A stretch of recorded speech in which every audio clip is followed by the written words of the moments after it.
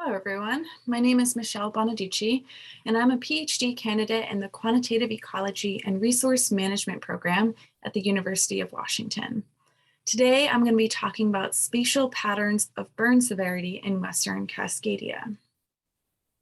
First, I'd like to acknowledge my co-authors on this work. Dan Donato and Josh Holofsky are both natural resource scientists with the Washington DNR, and Brian Harvey is an assistant professor at the University of Washington and my advisor. I'd also like to acknowledge the funding sources for this work and the support provided by so many different people, including in particular, the members of the Harvey Lab at UW. The focus of this research project is the high severity fire regimes west of the Cascade Crest in Western Washington and Northwestern Oregon. This study region, which we are calling Western Cascadia, is highlighted here. The fire regimes in Western Cascadia are characterized by infrequent, typically high severity stand replacing fire with multi-century fire return intervals and fire events potentially as large as 1 million hectares in size. This region is the focus of a number of ongoing research projects that my co-authors and I, along with a number of collaborators and partners, are working on. Broadly, the goal of these projects is to better understand the characteristics of wildfire in this region. Now, due to the infrequent nature of fire in this region, wildfires have been characteristically rare in Western Cascadia in recent decades, as shown in this figure. You can see that the occurrence of wildfire drops off pretty dramatically west of the Cascade Crest.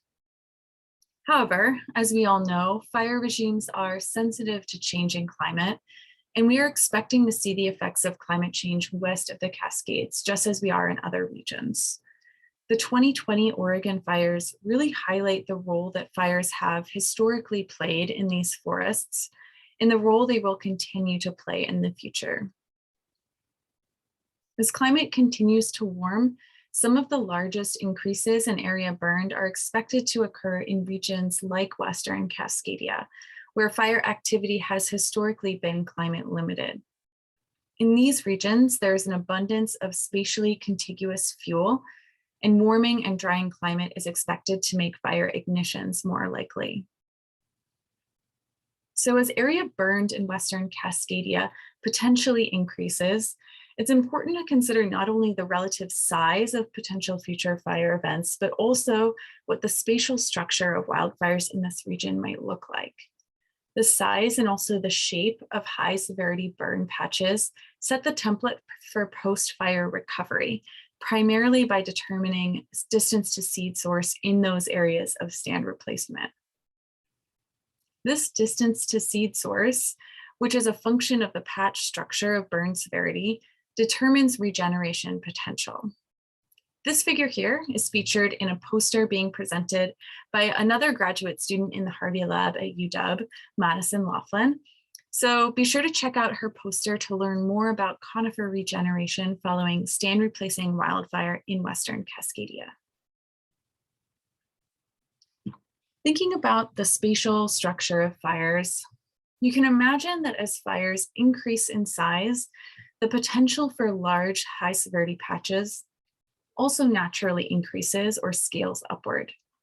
We refer to this as a scaling relationship.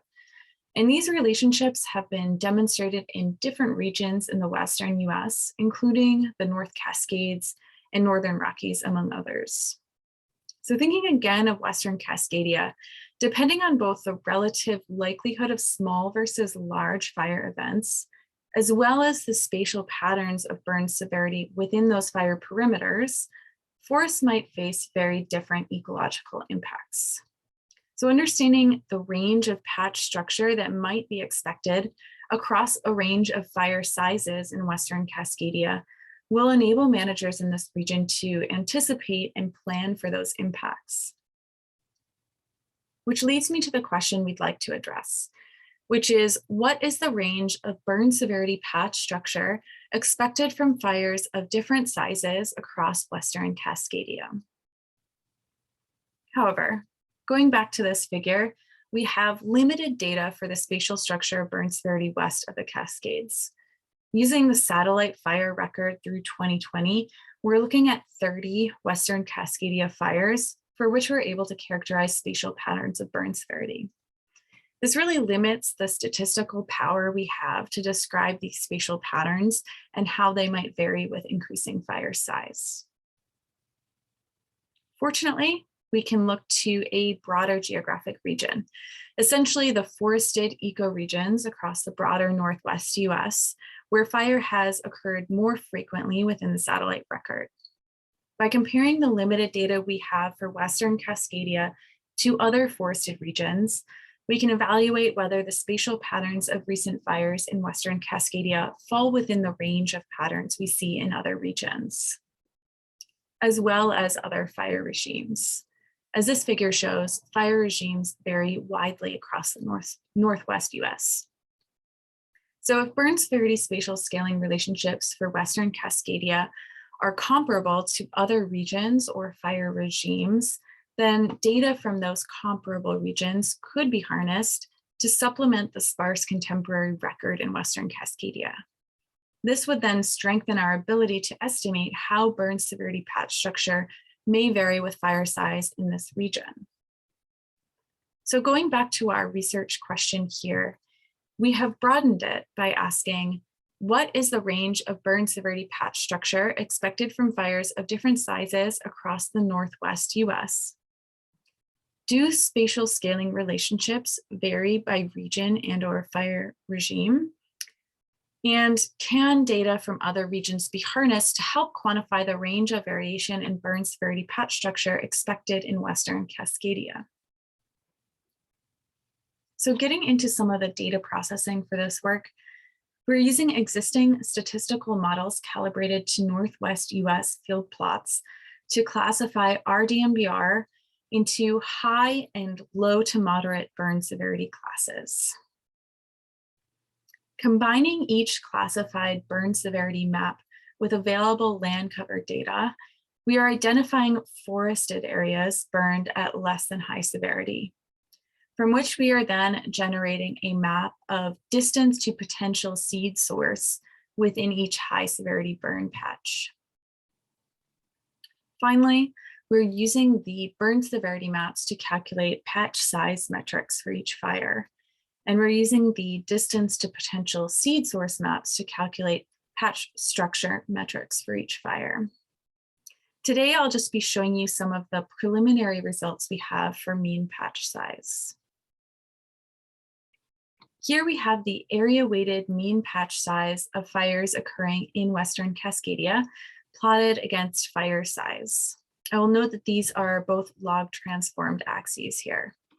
So you can see the spatial scaling relationship that's starting to emerge, the positive relationship between mean patch size and overall fire size. However, given the sparsity of the data, it would be difficult to describe the range of variation of potential patch sizes with increasing fire size using these data alone. So turning again to our broader Northwest data set, we're evaluating how the data we do have for Western Cascadia compared to other regions and fire regimes. Here are all of the fire events we're considering.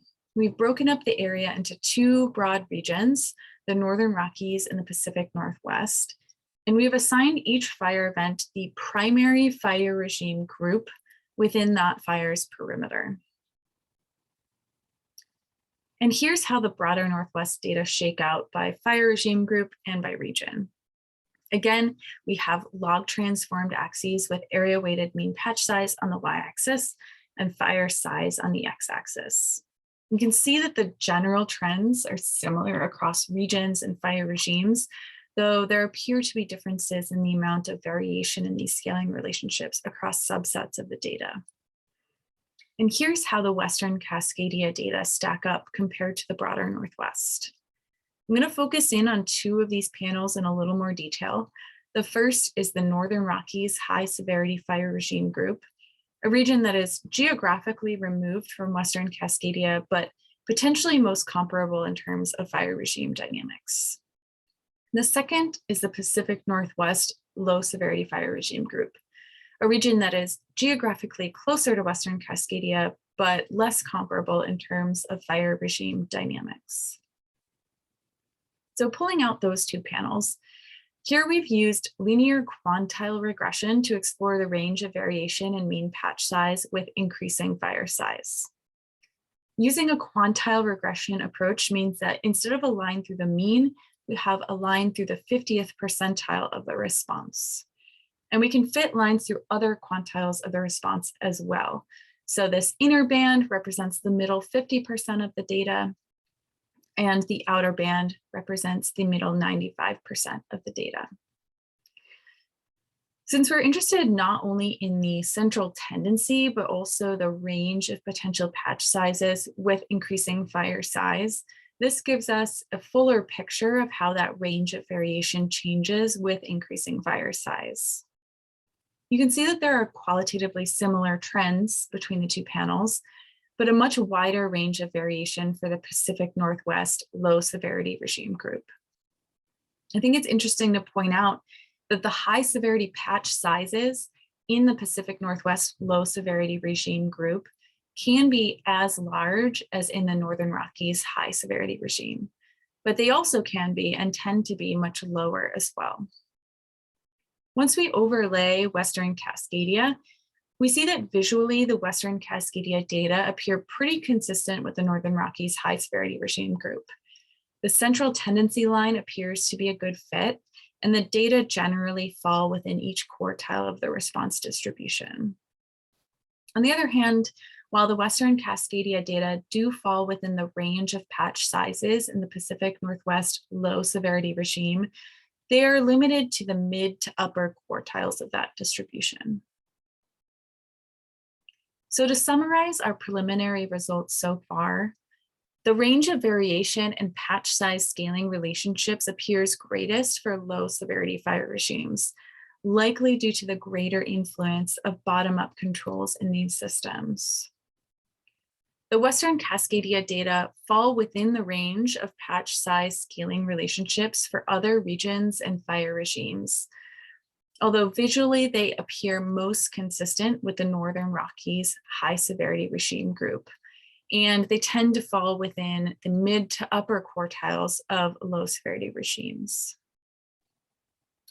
Finally, there are lots of next steps for this project, including more systematically evaluating the equivalency of scaling relationships across regions and fire regimes, evaluating other spatial metrics of burn severity beyond mean patch size, and also evaluating trends over time to try to determine whether these scaling relationships might be changing.